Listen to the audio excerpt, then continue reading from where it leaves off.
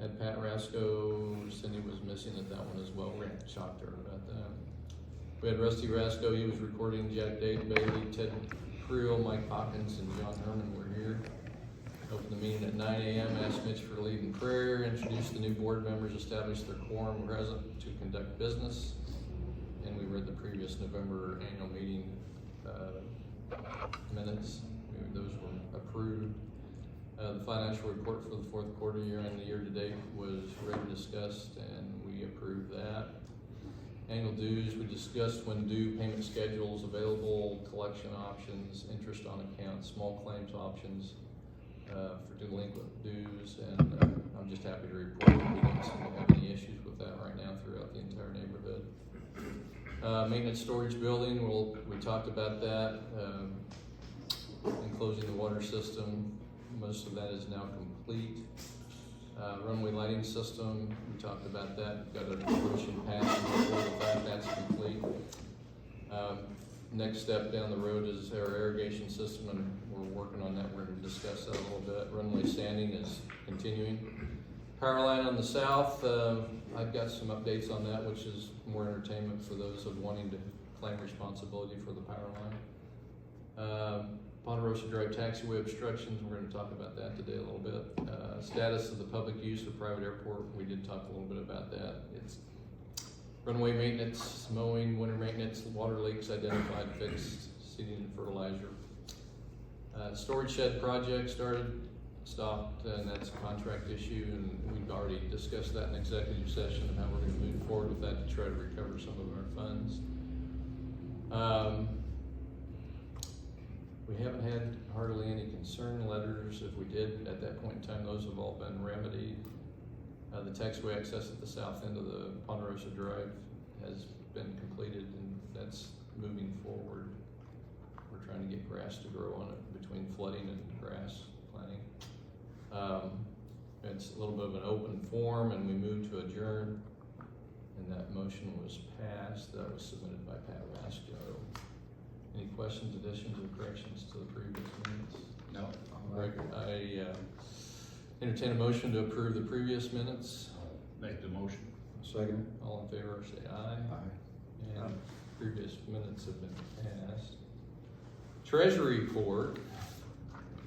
And if I don't talk loud enough, please tell me to speak up. Speak up. And when I do Working this, on the beginning balance as of 12/31 of 23 was 61,460.17. We've had an income of 45,195. Our expenses have been at 70,226.48. Water was 392, electricity 190.50, labor 34.10, fuel 327.91. We were to use some equipment, paid $270 for that. Parts, mower blades, and grease for the mower was about, and miscellaneous was $587.43. Library room rental was $300. We had some mileage in there, $45.20. Post office box rental $150. Photocopies of plat $13.53. Postage $36.14. Shipping $39.56. Online payment fee of $3. Supplies had to do with checks and tax forms. That was about $48. Maintenance, sprinkler repair was $360 for seals. Mower repair came out at $124.75. And then improvements. So the improvements is where a lot of our money that we've been trying to save to be able to do this stuff came out at $58,882, or yeah, $882.73. We spent $24,670 on runway lighting. Runway light supplies and hardware came to about $653. Storage building materials $16,267. Foundation was $95.42.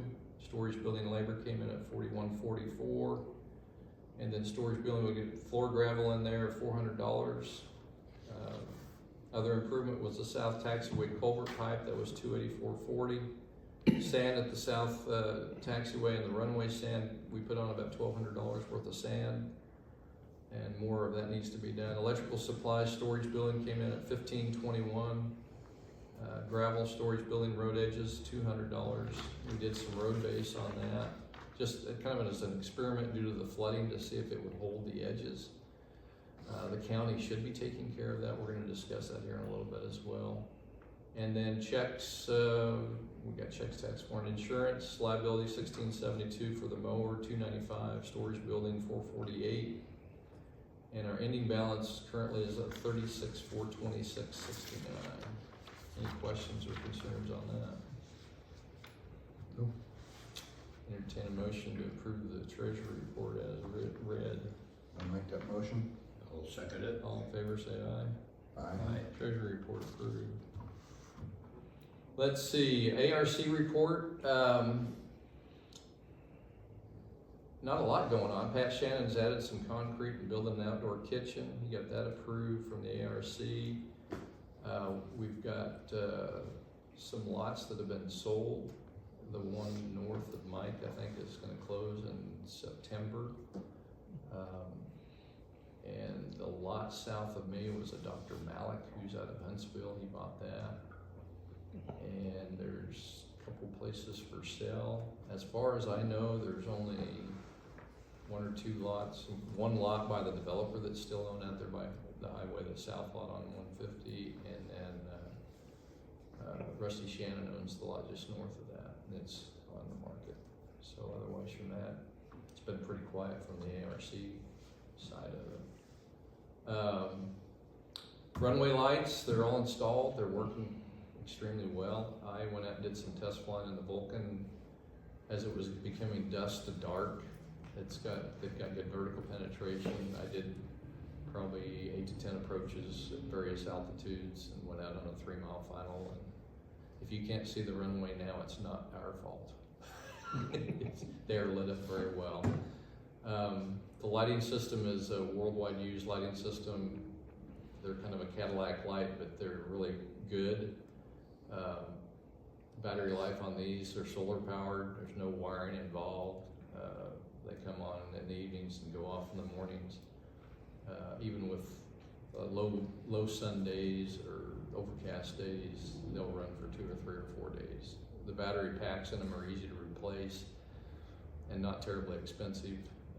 Those backpacks should be good for about 5 years, as I understand it. So we'll see how that works out. The storage building is in the final steps of completion. The electricity is run. We've got to put some light bulbs in there yet. Jay's worked hard on the electrical, which that's gone along really well. We've got both 220 or 240, or whichever what voltage you want to talk about, both 115 and 220 outlets in there with lighting as well. It has skylights in it, so during the day it's very visible in there. The pressure tank is going to last us forever being under cover. In fact, all the instrumentation that sits on top of those for your pressure switches and everything else are designed to be in a building. So a few little things that we're going to do. We're looking at some needs. We're going to see if we can find an air compressor there that'll help us. I had to borrow an air compressor to pressurize the tank. Usually when we pressurize the system, it needs some air to get it the right pressure so that the pump cycles correctly. We got that done. We're going to put a water hose tap, so we do have some water access. We may have to put a sign up there that says not potable, since it's a kind of a community well. That's just kind of a safety precaution. A lot like so somebody just go up there and think they can. I would drink the water because I know it's good, but it's not treated water. So we're considering a fueling station, whether it be a 55-gallon drum or something in there, so that we can provide diesel for the mower. During the mowing season, when we're mowing every week, we probably go through 30 to 40 gallons of diesel a month with the mower, depending on how heavy it is. So that's one of our needs. There's a lot of options for that. Either go with a DC 12-volt pump, the filter system. One of the maintenance items on the mower is, and my mower is in the same boat, is there's a sock in the fuel tank that if you have enough dirty fuel in it, it ends up plugging it. And the labor to change and get that tank out and clean it is a lot, because they have to disassemble half the mower to get that thing out. So the cleaner we can keep the fuel, the better off we are. So filtration, I think, is going to be an important part of that. Mower maintenance tools, I just sharpened all the blades on it. I've been doing a lot of the maintenance on it, greased it. We've got a grease gun, an impact wrench for removing the blades, and then just I use a DeWalt grinder with a 220 grit flapper sander on it, and it does a nice job sharpening the blades. It doesn't take a whole lot long. Usually I did it the other day. I greased and serviced the whole mower in about an hour. So that makes a huge difference, keeping the blade sharp on those mowers for an 11-foot swath when it's tough and it's heavy. And that's what with all the rain, we got a little bit behind the power curve on mowing. And I spent about, I think when I got it knocked down, it was about 9 to 10 hours that day to get through it, but it was just slow and you have to take your time. Let's see, so if I can find some of that equipment, getting a couple DeWalt tools with battery packs, and we've got electricity in the thing for charging station, that would be one simple. I'm just using my tools right now. I have all DeWalt stuff, but the 20-volt system, if you have a couple batteries there, it would both run the impact and sharpener. So something we can look at if we find a deal on it. I'll get the board to approve that. Yeah, we also have, we'll have air in there too, so. Yeah, and air pressure is going to be a big issue. Air impact wrenches on it. So cleaning the mower, I'm going to be so thankful not having all the grass and stuff in my yard from cleaning that thing for all these years. So it gets blown off, and that's important versus using water, because water encroaches on all your bearings, and then you have all kinds of problems with that. Gonna probably do a little concrete work inside. There's a pad that we'd like to put underneath the workbench area. I've got a mud mixer that just uses Satcrete, and we'll get to that point we can minimize the expense of putting a little pad in there so that we've got some additional concrete in there.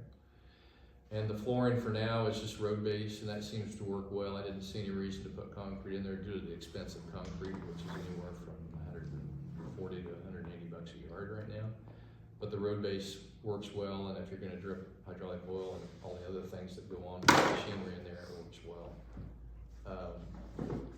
Mowing operations, we've got Clark Hansen, a young kid that Shannon's introduced me to, and he's helping us with the mowing right now. And that's going relatively well. He's young, he's learning. Most young kids want to go as fast as they can, as if the afterburners are on, and he's learning to slow down. If you find things out there that you think he missed or did not mow, please let us know. I know I find stuff that he either misses, but we're not all perfect, but I know all the places I normally mow, and then I go out there and look, and sometimes he misses a spot. So we're learning in process on that. But he's doing a pretty good job.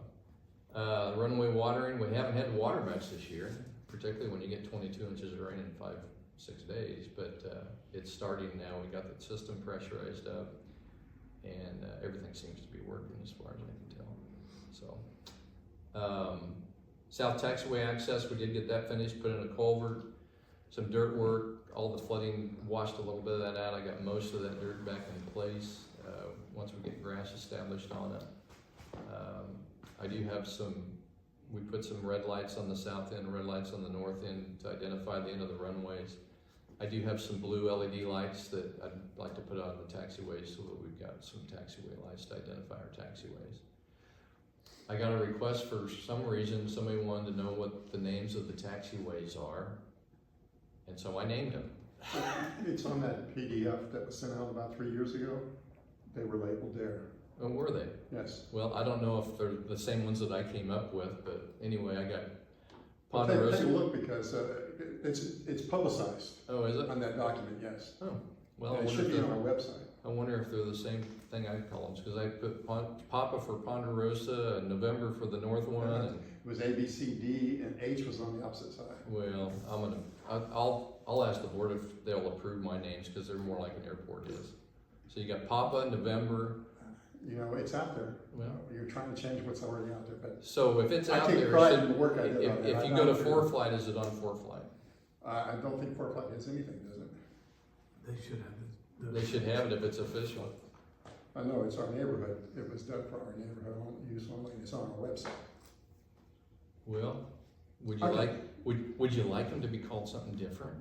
I like what I put down. I'm the one that did that map. Oh, well, if you go to any airport and you look at how they name them, usually they have something to do with direction.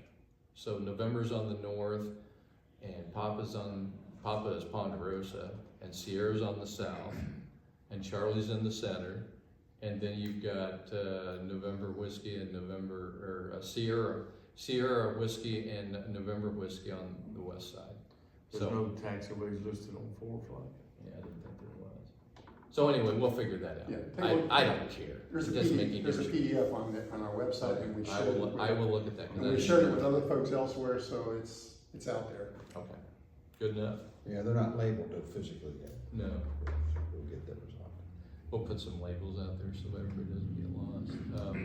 Hey, backing up on your runway lights. Yes, sir. And I talked to Jay about this, a lot of bird manure on all of them, and y'all may have already talked about it, but they make those little spikes that go on top of them. It keeps the birds from sitting on them, but I don't know if it's corrosive, if it'll mess them up, but there's enough on it in some places I've seen where it's quite a bit, so I don't know. But they make those little plastic things that mount, they're designed for these lights, and they mount on top and it keeps the birds off of them, Okay. so just something to think about. They're pretty inexpensive. All right. Yeah, Hilltop has them. Yeah, same thing, they use the same thing in these boat docks and stuff, Yeah. where it keeps the birds from sitting on top of them and crapping everywhere. Okay. Duly noted. So bird. Bird manure mitigation. It doesn't matter, it's already on film. All right. So the south end garden area work in progress. The watering system still needs to be reworked. I did get the thing cleaned out. I need to go down there and put some more weed killer on some of the stuff. But the bush removal, there's still 3 of those ivy bush root systems that are there. I'd like to say that was a good idea. It was not. Those things spread everywhere in there. So the root system's pretty integrated. My plan is to go ahead and get those cut out of there eventually when it cools off, so I don't sweat so much. But and then we'll revamp the drainage. I cleaned a lot of that out so it actually drained. It has natural drainage in there. I think we got that kind of straightened out. But the trees are blossoming and look nice, and the rest of it we'll figure out if somebody wants to put anything else in there. But Ponderosa right-of-ways, we've talked about this in executive session. The bottom line is we're working on getting the mailboxes back. There's a 60-foot right-of-way on Ponderosa Drive, and we just got to get. I knew this when I first moved here and put my mailbox out by the road, and Jim Bile informed me that eventually someday you may have to move that. And so when we did our concrete drives, I moved it back, and it's a 60-foot right-of-way, and it's because it's a taxiway. And so we're working with all the individuals that have their mailboxes out there to try to come up with some alternative plans to get them moved back out of the right-of-way. Trash cans can be a problem, but trash can service, at least we got it back. There was a little bit there to where I got a call from Jack Dean saying we may not have trash service based off of the policies going on within the company that bought all these companies out. And then all of a sudden, after a couple of weeks with multiple phone calls from lots of people, they started showing up again and promised that they would. So we shall see. But the trash cans at times, if it's a problem, you may have to stop and get out and move the trash can. But that's a temporary thing. The creek growth, I talked to Dr. Malik when he first bought that lot. We had an encroachment on the right of way there that needed to be cleared out. So he gave me permission to go in there and I just cut that stuff out. So you'll notice on the creek there, just south of my place, that the right of way is pretty well clear. And if you want to know what the actual definition of the right of way is, if you look at the bins, that everybody, the property marker bins, those are set back, and that's where the utility easement is. It's also where a lot of the utility boxes are. And you just want people with low-wing aircraft to be able to taxi down the taxiway without having to hit anything. Road conditions and county communications. Well, this has been interesting. So Melissa has talked a lot with Brandon Decker. He's the commissioner for roads in Walker County. We had lunch together and we talked about the situation on Ponderosa Drive and the state of the roads, that they needed to be upgraded, and he agreed. However, he came up with an estimate of just materials, and they do the labor for free, that was close to $270,000 just in materials to redo the roads. So I went out and measured all the portions of Ponderosa Drive and Longhorn Loop that hadn't been overlaid, because the overlay where they came in and did their patchwork actually worked pretty good. And measured that out, and we had another meeting, and I said, why don't you just come in and do an overlay, and we'll work with that and see what we can do down the road. But that would last us a long time if they just finish off the overlays.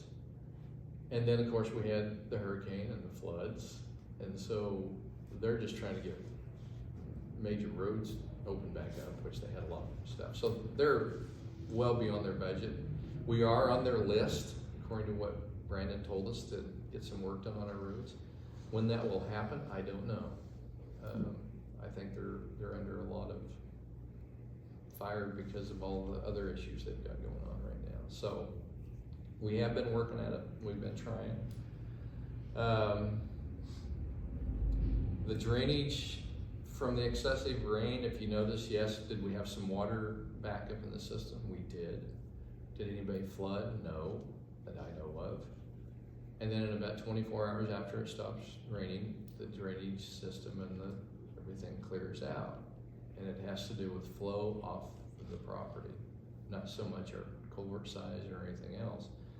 One of the things I noticed when I was clearing out this creek, though, and something that we probably need to be more proactive, is to go around to the different property owners that have drainage in their property and clean all of its stuff out of that drainage. I mean, there's logs, there's dirt, there's trees, there's all kinds of stuff that anything in those drainage systems that impedes the flow of water slows it down and it backs up even more. So that'll be an ongoing process of just trying to keep our drainage systems cleaned out. Is the runway designed to be 365 days a year under hurricane conditions and lots of rain? No. It's gonna get water on it and it's gonna be soft. The grass helps a lot, but then again, it's not an all-weather airport either. So, It does do pretty good though when it rains. It does a relatively good job when it rains and it drains off. The sanding that you've done in the past down the center has helped tremendously. The sanding in the crown keeps the center in pretty good shape. It still needs more. I've got more sanding operations planned for this fall. We don't want trucks out there trying to dump sand while it's too wet. Now it's almost beyond hard at the moment, but that's gonna happen. We could probably spend easily another $12,000 to $2,000 on sand and drop another 40 or 45 loads. Keep working from the crown out, and eventually we'll get it even wider, the portion that's sanded and smooth. And then the taxiways, particularly over by you, that, I don't know what they did to that, but it's rougher than all get out. It's got huge holes in it, so it's really fun when you mow because you might as well ride a roller coaster. We have a lot of trucks that occasionally go down through there.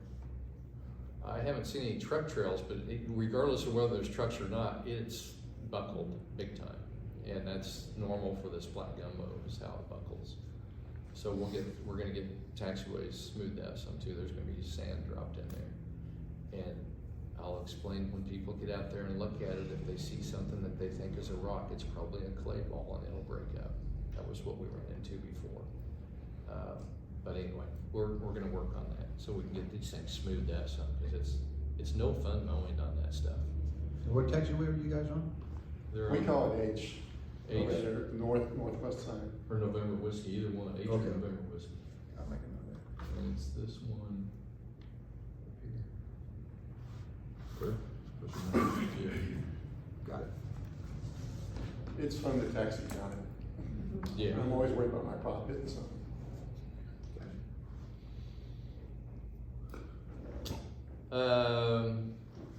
We had an executive meeting considering a contract, that we're in the process of trying to get some money back from a canceled contract.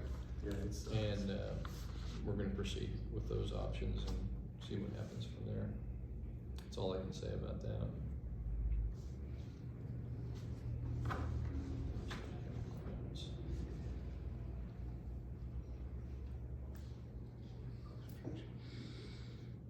Any questions at all from you all? There's some new business I need to discuss. Okay, I'll try to get my voice up. It's kind of been interesting to have a voice. I'm a little disappointed that the architectural committee is not here today, and I'd like to request a waiver to the policy that they need to do the approval. Those of you who have gone by my place over the years know that I have a fairly large storage shed on the side of beside my hangar. Beryl, or what the hell ever his name was, managed to pretty well wipe it out. It's been declared unstable and unsafe by the insurance company, and they have made an adjustment accordingly. And I've got my back against the wall right now because the people at Landis Building down in Willis have one on sale that I can have delivered in about 3 to 4 weeks. And I've already talked to R2 Rusty Wood about coming in, emptying the structure as it is and leveling it and doing the base work, putting a slab down to put a new building on it. The new building will go on exactly in the footprint of the old one, and the new one, rather than being the hardy plank that the first one was, which has lasted almost 20 years, but has decided to come apart because of 70-mile-an-hour winds. So this one will be a large sheet metal building. I'd say large. It's 12 by 24, which is basically the same footprint as what's in there right now. I have pictures of the building that I'd like to have, and where my back is against the wall, sale ends tonight at midnight. And it's gonna cost me about $5,000 if we don't get an approval, and I don't go down and write a check for that Let us thing. see to get pictures of work. it. Let us see some pictures of it. I tried this morning to use Google Earth, and Google Earth is kind of fuzzy, but I'll let you separate them if you would, please. That's all. Thank you. Right there, and I'll get your paperwork right here. This is the application. There's another set of pictures there if you want to look at it. okay.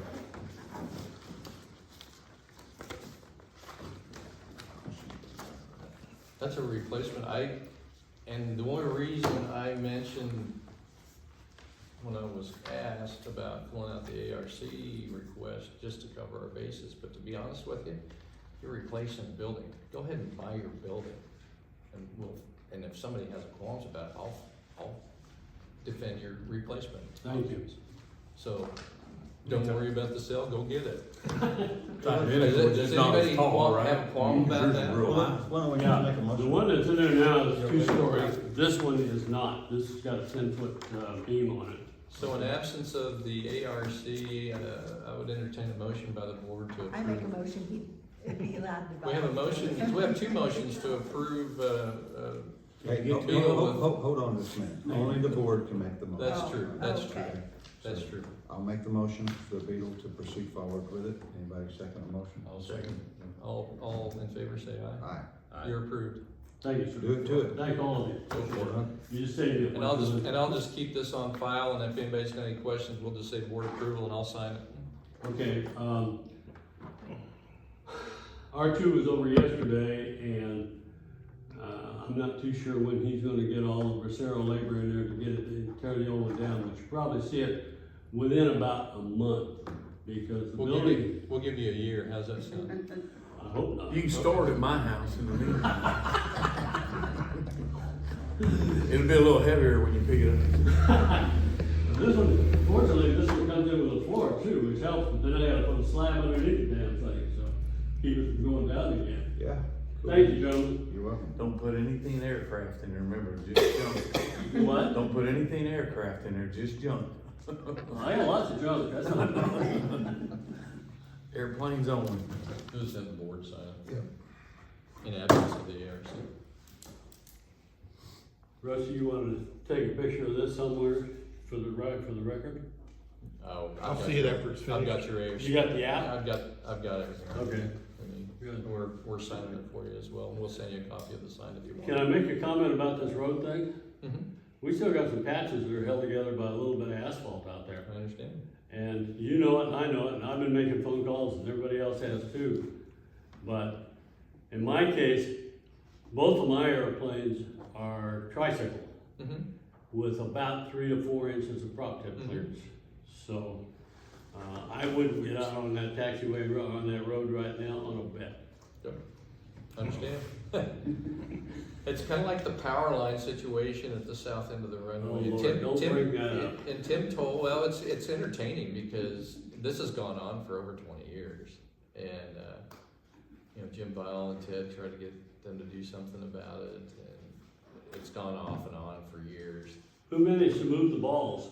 Well, The Hurricane moved the balls? I don't know. But now it's an issue of, when they came out and did their 5-year maintenance on all the boxes, that was, I think Chico or whoever they contacted came out there to do it. And so I went down and asked him, I go, who owns this line that goes across the south end with the balls in it? And he went out and looked at the post, and he's got the latest Nobody lap can and claim it. everything else. And nobody claims ownership of that thing. The electricity supposedly comes from Chico and it goes across the road and over here a little bit, and it's the end of their line. And then Tim Toa called and he said, well, I checked and I called, what was the other power company that's involved in that? Anyway, he called another power company that he thought owned it. Because they were, Mid-South. yeah, Mid-South. And nobody claims ownership to that line.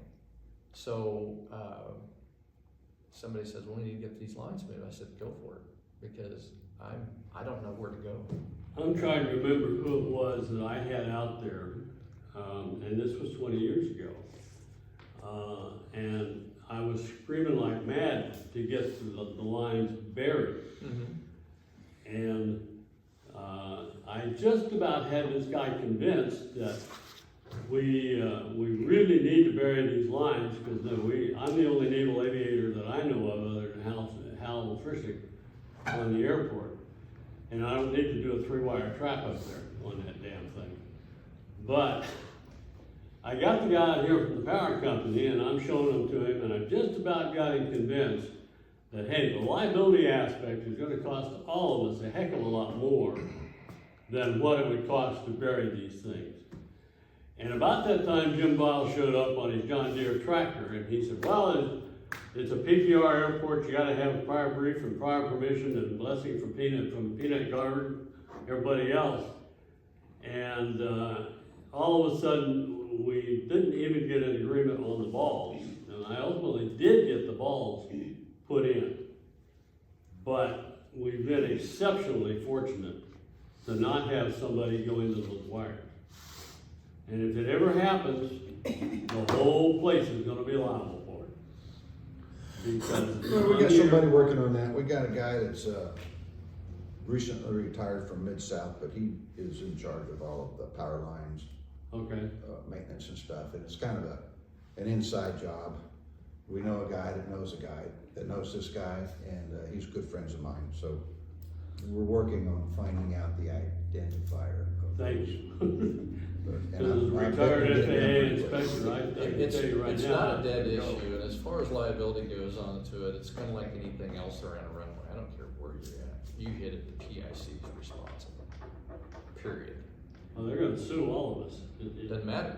PIC isn't responsible. It's kind of like when somebody lands on the runway and goes off the runway and ends up in your backyard and tears something up because of a flat I've tire. already had that, Lynn. It's not, I know, and it's not the flat tire's fault. It's the pilot in command, and it's the responsibilities of a PIC. So I'm just gonna leave it there, because pilots have to choose what's safe and not safe, and if they screw it up, they screw it up. Lynn, just really don't go along with this, but partially does, but I know you mentioned in our previous minutes relating to private versus public use airport. I know Jay had extensive phone calls with people, and I recently called the FSDO, who directed me to a guy at the Dallas FSDO, and Had about an hour-long conversation with him too, and he was pretty explicit in that being private with public use protects you more. We mentioned the 160, 170 houses that are going in next door. But one thing he did say, he said, we don't get involved in squabbles with noise. They won't interfere with that. Where they will get involved is if somebody's throwing a tower up on either end of your runway, if they're trying to encroach on your runway, pipelines, whatever else. That if you're private, they probably won't get involved. If you're private with public use, they would. Jay's conversation with several people didn't seem to vet that out, but this was the FSDO up in Dallas. So I'm not sure what's the right way to go on that, you know. Yeah, that was the FSDO, that wasn't the State of Texas Airport Planning Commission. Yeah. That's from Austin. This guy is the one that he said he handled it. He said what they do is they come out, once you go public, they do a survey. And I forget the term he used, you remember what it was? But they use a term where they come out and do a survey of your airport. Assessment. It's basically a survey that looks at everything that could possibly go wrong. But I'm not too sure you get much help from them. At the last airport we were at, we made a phone call. The FSDO was there within 2 hours of a company drilling a hole in the middle of the runway. I mean, literally was gonna punch a hole right in the middle of the north end of the runway and put a power line in, and they stopped that immediately. I think as a private airport, they would not have shown up and do that, so. So what is the advantages? I realize this was a topic, it came up about 6 months ago, but I haven't heard anything about it. So I take it for granted in the positive aspect of it being a private airport with public assets, is that we have protection, at least some protection. From the FAA when it comes to what goes around us. Yes. And my biggest concern was always that we got these new houses coming in. As soon as they come in, they're gonna start complaining about the airport. We're there before they were there. And he flat said they would not get involved in noise complaints. Okay. So they could argue all they want, FSDO, feds would not get involved. So what's the negative side then? What's the negative side for us if we go, public use? I think the negative side would be local airports landing on your property, you know, mostly flight schools that want to come over and teach grass strip landings. It would be hard to keep people off of it if you're public use. You can put NOTAMs, you can put landing fees, whatever, but that probably wouldn't work. So you would have more influx of aircraft on your airport if you went public. But the guy at the FSDO told me, he said, we will come out and talk to people if they're putting a tower up. But I think Jay found out that even privately, if somebody tried to put an antenna at the end of your runway, that the state would come in and The state stop will come in as and well. block that. So we still have protection. We still have protection from that. I talked with, I forget the gentleman's name right now, but Yeah, it may he's not in be charge our of the airport. lifetime, but clearly Conroe's moving to Willis is moving out here. Yeah. And it's eventually that this will all be suburbanized, and that we're gonna see more and more encroachments on our runway. Covey Trails is a perfect example. Get on Google Earth, nothing. Now they're 360 degrees, completely covered. Now what Covey Trails told me when I talked to them, the feds made them drop the size of their buildings that were being built on the, I think it's the north side. So they did get involved when they were putting, because there's just a massive shopping center over there. They made them reduce the size of the buildings on the north end of the runway. So the feds did get involved, since I guess they're private with public use. But now they're building on the other side of them, so they're almost 360 degrees. At some point in time, we'll probably be looking at the same thing here. Some of us, you know, maybe too old to fly at that point in time, but I can't imagine what the next 20 years would look like here at this airport, so. And when we first moved here, property values was a big hot topic. Mm-hmm. And I can see where if we get encroachment, the values here will just go down, the airfield will just disappear. At some point, the value of the land probably supersedes having an airport now. And then I think one evaluation from the FAA's perspective of coming in and doing the assessment on the airport we may have some obstructions that we may not be able to take care of that would That's the other thing. potentially. The setbacks of buildings and houses from the center. The setbacks probably aren't sufficient for FAA approval. What about the balls on the end of the runway? Well, when you look at obstructions like that, I mean, go to a lot of airports where there's obstructions off the end of the runways. I mean, that's not uncommon. I mean, it's an obstruction, and whether it's trees, whether it's balls. And that could be the negative side. They could come in and say, y'all can't have that there. So we may have to do some stuff to meet their obligations, you know, and their requirements. Do on we have setbacks. Do we have an airfield manager still? John used to kind of handle that, and He says he's still in. I That's what he told me the other day. we might need. He kind of self-appointed him and put his name on the list and all that, so I think we need somebody whose only concern is the airfield. He's listed with the FAA as the. he's listed with the FAA. If you go on a 4-flight, it shows his number and his name. Yep. I'll leave it up to the board to decide what we're gonna do with it. I think we need some strong men. Well, John kind of likes that position apparently, and so if he wants to take the phone calls and listen to all that, that's fine with me. But I also think there's some management of the airfield needs to be looked at too. It's just my 2 cents. What specifically of type of management would you say that needs to be looked Well, at? just some of the things you've talked about in the past. I have a question about why is there a cone in the middle of the taxiway where I'm at, or for the light? How in the world do we put the cone right in the middle of the taxiway? Well, the width of that taxiway and for the lights, you're gonna find that there's the portion off to the right south side of that cone, you wouldn't want to taxi on anyway, number one. Number two is, we did that for runway lighting purposes, and then I talked to John about that as well, and I go, we have the clearance and the right of way for that taxiway to taxi out, and where the crown's at you're good. Yeah, I understand that, but when I come in sometimes it's nicer. I would like to go right through that cone, but the cone's there in my way now. When I come up when I'm doing a north landing, Yeah. I Is comes it right the to one the on side. my side? So or if the you one just, on John? if you extend your taxi by And then I have to another turn 20 back. feet and then you don't turn back, you just turn straight west. I turn back.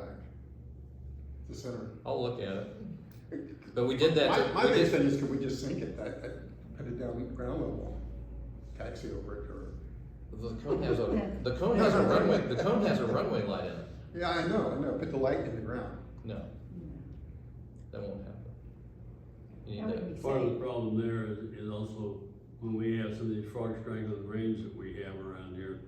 I mean, Take a look, you got it. It's pretty soft over It there. goes real full across. I'm that not, thing. I guess I just don't know the need for a high-speed taxiway off there, so. The light acuity and having those lights set up correctly is more important than having a high-speed taxi off. It's just inconvenient. Well, okay. Duly noted. Anything else? Any other comments, questions? Question, Yes, sir. where is the irrigation in the scheme of things? Thank you very much, because I need to bring that up. We probably need to move forward with some bids.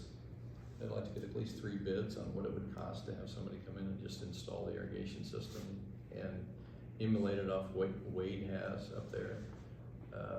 It's gonna require 1-inch PEX, probably would be the installation of that with the remotely radio operated heads.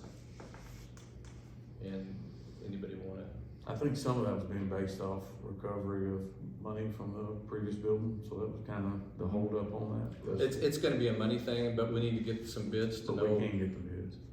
I think moving forward, we need to get bids first.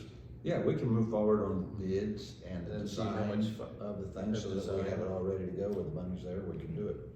I agree. Thank you. I forgot about that one, thanks. So whoever wants to grab that tiger by the tail. Eric and I probably would do that. Okay. I've already got several names. I'll be phone If we want to pursue and get the quotes, I'll call them. and Okay. Get the quotes, yeah. We'll Did get you the- agree on which particular, that Hunter head, that 995, like, Like Wade Wade has? has. Yeah, okay. Wade's got a system that uses a 100 head, and the 100 heads are not cheap. However, they have the capacity to water our runway correctly, and with the flow and with the pump and the pressure tank that we have, I think that will work. I've also talked to CNR Water that's taking care of some of our water stuff as well, that if they need to boost pressure, they can put an inline pressure booster that's just an electric motor that boosts the pressure to the lines. And they do a lot in some of that in their big watering systems, and if we needed to do that, it doesn't require additional storage, you just boost the pressure up for the, and it's a simple, not a very expensive way to boost your pressure to the system. Yeah, and we've incorporated all of that stuff where we can get control lines and so forth through the foundation. Yeah, we've got access, when we Foundation. built that foundation, we've got access to where we can run stuff underneath the foundation and run wiring for all the remote and keep it all inside the building. So, otherwise from that, it's just the lighting system that we wanna put on the building that Rusty Rascal wants to watch at night. We're trying to determine. Make it bulletproof. 223 or 30-06. It doesn't matter. Titanium shield right on the front. We got enough lights as it is. I guess as an overview overall, we've got a lot of things accomplished that have been on the list for a long time. And the watering system would be the next big one. To make that aspect of keeping the runway moisturized much easier for everybody. The old water cannon we have is still plugging along relatively good, probably needs a few seals, but it's very labor extensive, and some of us that do that are getting older and older, and it's getting harder and harder for us to swim. Is there any resale value for that thing? It's probably worth about $4 grand. Really? Okay, well, that's good. Yeah, and I would say we pursue the avenue of having this thing a turnkey deal. Absolutely. I think that's. We look at the engineering on it, put PEX down there, have it all turnkey deal where they're overlapping arcs, it waters at night, warranty, if something goes to matter, then they take care of it. If they cut a line or run over something when they're putting the ditches in, it's their monkey, not ours. And when we get those bids back, and we'll let the community know how much money it's gonna cost, and we'll see what we wanna do. Take out a loan. Yeah. Potentially. That'll be That required. would require an overall approval to do that, so, but that would add a tremendous amount of value to our operation as well. I think so too. Well, we'll take care of getting the bid and looking at the finishing the engineering on it. We've already got some stuff on it. Any other comments, questions? I entertain a motion for adjournment. I'll make a motion. I'll second it. All in favor, vote aye. Aye. Approved. We're done.